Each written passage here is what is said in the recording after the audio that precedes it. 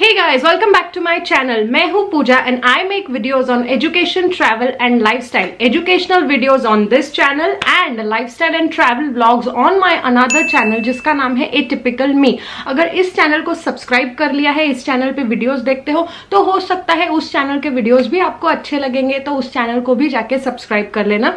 तो चलो आते हैं आज के टॉपिक पे। तो आज का टॉपिक जो है वो काफी हॉट टॉपिक है मेरे चैनल के लिए, क्योंकि मेरे चैनल को जो हाईएस्ट व्यूज आए हैं वो इसी टॉपिक के लिए आए हैं और इसी टॉपिक के लिए काफी सारे क्वेश्चंस आते रहते हैं आपके मुझे, तो इसीलिए एक मैंने टॉपिक आज उठाया है और वो हॉट टॉपिक का नाम है इन्वेस्टमेंट बैंकिंग। तो एक्चुअली मैंने मेरे चैनल पे सबसे पहले इन्वेस्टमेंट बैंकिंग के रिलेटेड ये वाला वीडियो बनाया था जिसमें मैंने बताया था कि कैसे इन्वेस्टमेंट बैंकिंग जो है ये one of the highest paying jobs है in the financial sector in India and in other countries as well. तो वो वीडियो देखने के बाद काफी लोगों ने मुझे रिक्वेस्ट किया कि मैम ये बताओ कि हमको अगर इन्वेस्टमेंट बैंकिंग में जाना है, यानी हमें अगर इन्वेस्टमेंट बैंकर बनना है तो हमें कौन से कोर्सेस करने चाहिए, क्या डिग्री चाहिए, क्या करियर परस्यू करना चाहिए। तो मैंने अलग से एक वीडियो बनाया, ये वाला वीडियो, जिसमें मैंने स्टेप बाय स्टेप प्रोसीजर बताया कि आपको क्या करना चाहिए अगर आपको एक इन्वेस्टमेंट बैंकर बनना है। तो अब उस वीडियो के बाद फिर से क्वेश्चंस आने लगे कि ठीक है, ये इनमें से कोई एक डिग्री हम अक्वायर तो कर ले, लेकिन घुसे कैसे इन्वेस्टमेंट बैंक के अंदर। तो आज के वीडियो में हम ये देखेंगे कि अगर आपको एक इन्वेस्टमेंट बैंक में एंट्री लेनी है तो आपको क्या करना चाहिए, कैसे आप एक इन्वेस्टमेंट बैंक में एंटर कर सकते हो। तो चलो शुरू करते हैं। तो मुद्दे पे आने से पहले हम कुछ बेसिक बातें डिस्कस करते हैं। सबसे पहला पॉइंट जो हमें समझना है वो ये है कि इन्वेस्टमेंट बैंकर करता क्या है। ये मैंने अपने पहले ही वीडियो में बताया था कि इन्वेस्टमेंट बैंकर करता क्या है। आज एक बार फिर से उसको थोड़ा सा रिवाइज कर लेते हैं। तो इन्वेस्टमेंट बैंकर जो है, मैंने आपको बताया था कि वो कंपनीज को जब मर्जर्स करने होते हैं, एक्विजिशंस करने होते हैं, तो उसमें कंपनीज की मदद करता है। यानी मान लो कंपनी ए को अपना कोई एक लॉस मेकिंग यूनिट बेचना है कंपनी बी को, तो इन दोनों के बीच के जो सारे ट्रांजैक्शन होंगे, डील्स होगी, वो इन्वेस्टमेंट बैंकर कैरी आउट करता है। कंपनी ए को पूरी की पूरी कंपनी भी अक्वायर करनी है, एक्विजिशन करना है, तो उस केस में भी बीच में आता है इन्वेस्टमेंट बैंकर, सारे वैल्यूएशंस करके देता है, सारा सब फाइनेंशियल एस्पेक्ट समझाता है दोनों कंपनीज को। कंपनी ए को कंपनी बी के साथ अपना बिजनेस एक करने के लिए, अपना कंपटीशन खत्म करने के लिए मर्जर करना है, तो इसमें भी काम में कौन आता है, इन्वेस्टमेंट बैंकर। फिर मैंने आपको बताया था कि किसी एक कंपनी को, जो प्राइवेट कंपनी है, उसको अब पब्लिक को अपने शेयर्स बेचने हैं, उसको आईपीओ करना है, इनिशियल पब्लिक ऑफर करना है, तो अपने शेयर की क्या प्राइस रखनी चाहिए ताकि पब्लिक खरीदेगी उसको और कंपनी की वैल्यूएशन भी बढ़ेगी। तो ये जो शेयर वैल्यूएशन है आईपीओस के टाइम पे, पब्लिक ऑफर्स के टाइम पे, वो वैल्यूएशन भी निकाल के देता है इन्वेस्टमेंट बैंकर। अब अगर किसी कंपनी को डेट उठाना है मार्केट से, यानी डिबेंचर्स इश्यू करने हैं, कर्जा उठाना है, तो इंटरेस्ट रेट क्या होना चाहिए जिसपे वो कर्जा उठा सकते हैं, ये सारे कैलकुलेशंस भी करके देता है इन्वेस्टमेंट बैंकर। तो ये तो हो गई थियोरेटिकल बातें कि थियोरेटिकली ये सब करता है एक इन्वेस्टमेंट बैंकर, पर ये करने के लिए उसको प्रैक्टिकली क्या करना पड़ता है, उसको अपने कंप्यूटर पे करना क्या होता है।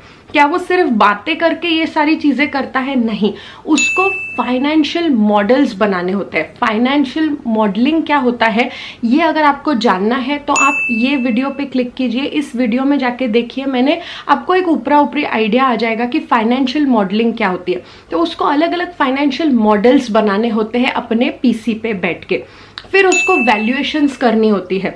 वैल्यूएशंस करने के लिए अलग अलग मेथड्स होते हैं, जैसे डिस्काउंटेड कैश फ्लो मेथड होता है, बुक वैल्यू मेथड होता है, अर्निंग्स मल्टीप्लायर मेथड होता है, पब्लिक मार्केट मल्टीप्लायर मेथड होता है। ऐसे काफी सारे मेथड्स होते हैं जो यूज करके उसको वैल्यूएशंस करके देने होते हैं अपने क्लाइंट्स को।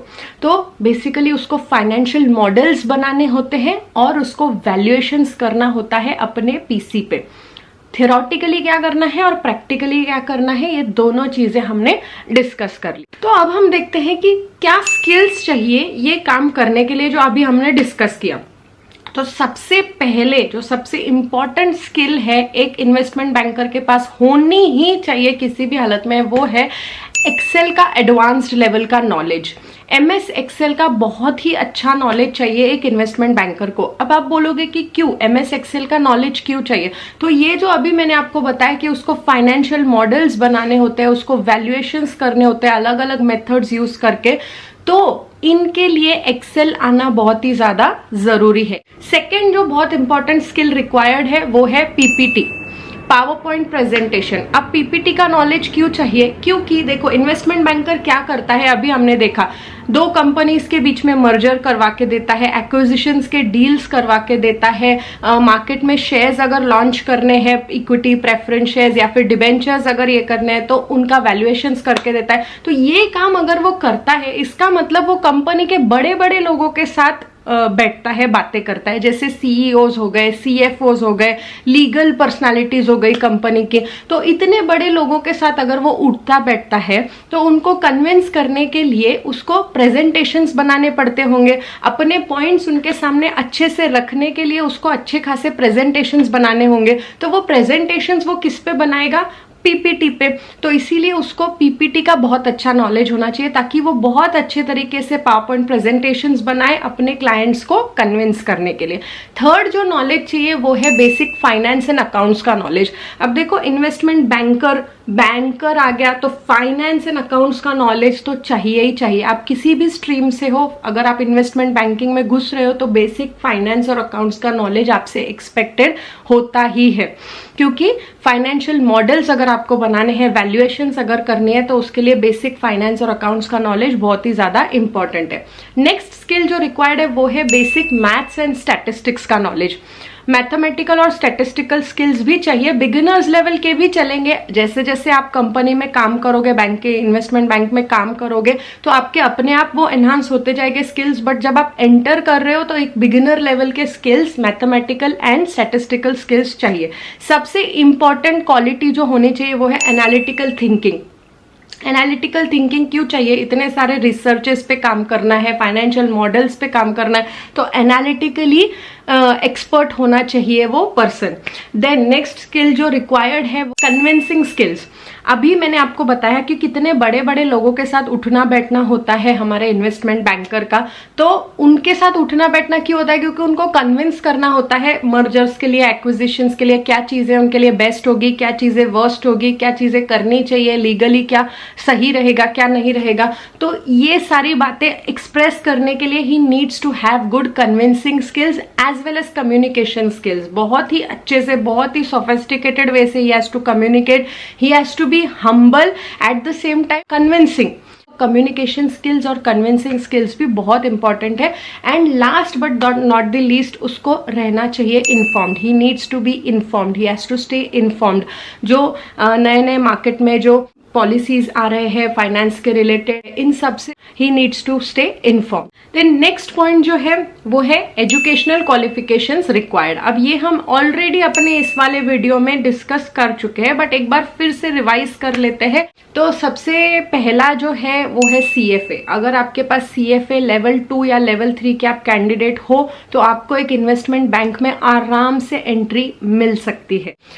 दूसरा, अगर आपने MBA किया है specially from tier 1 college, tier 1 colleges यानी जो बड़े बड़े बिजनेस स्कूल्स होते हैं, IIMs जैसे, वहां से अगर आपने MBA किया है तो हो सकता है कैंपस प्लेसमेंट में ही आपका सिलेक्शन हो जाए, क्योंकि बड़े बड़े इन्वेस्टमेंट बैंक्स जो होते हैं वो वहां पे कैंपस इंटरव्यूज के लिए आते हैं टियर 1 MBA कॉलेजेस में। तो पहला, या तो अगर आपने CFA कोर्स किया है तो, दूसरा अगर आपने MBA किया है फ्रॉम टियर 1 कॉलेज, तीसरा अगर आपने CA किया है। अब CA के लिए मेरे हिसाब से सिर्फ CA की डिग्री सफिशिएंट नहीं होगी, उसके साथ फाइनेंशियल मॉडलिंग का अगर 6 महीने का कोर्स कर लिया है तो बहुत ही अच्छा रहेगा, क्योंकि फाइनेंशियल मॉडल्स के रिलेटेड जो कॉन्सेप्ट होता है, CA के प्रैक्टिकल जो ट्रेनिंग होती है उसमें थोड़ा बहुत उसका कम रेफरेंस हो सकता है कुछ कुछ फर्म्स में, CA फर्म्स में। इसीलिए वो फाइनेंशियल मॉडल्स अच्छे से सीखने के लिए अगर फाइनेंशियल मॉडलिंग का जो 6 महीने का कोर्स है वो किया होगा तो बहुत ही ज्यादा बढ़िया हो जाए। नेक्स्ट, कॉमर्स ग्रेजुएट यानी BCom किया है या MCom किया है तो भी इन्वेस्टमेंट बैंक में एंट्री मिल सकती है, लेकिन सिर्फ BCom या MCom के बेसिस पे आप इंटरव्यू क्रैक नहीं कर पाओगे। BCom या MCom के साथ आपको करना चाहिए फाइनेंशियल मॉडलिंग का 6 मंथ्स का कोर्स। तो फाइनेंशियल मॉडलिंग का कोर्स आप कोई भी और डिग्री अगर है, आपने 6 मंथ्स का फाइनेंशियल मॉडलिंग का कोर्स कर लिया तो वो बहुत ही ज़्यादा हेल्पफुल रहेगा अगर आपको किसी इन्वेस्टमेंट बैंक में एंट्री लेनी है तो। अगर वैल्यूएशन के रिलेटेड कुछ कोर्सेज होते हैं, अगर वो कोर्सेज आपने कर लिए तो भी आपको मदद हो जाएगी इन्वेस्टमेंट बैंक में एंटर करने के लिए।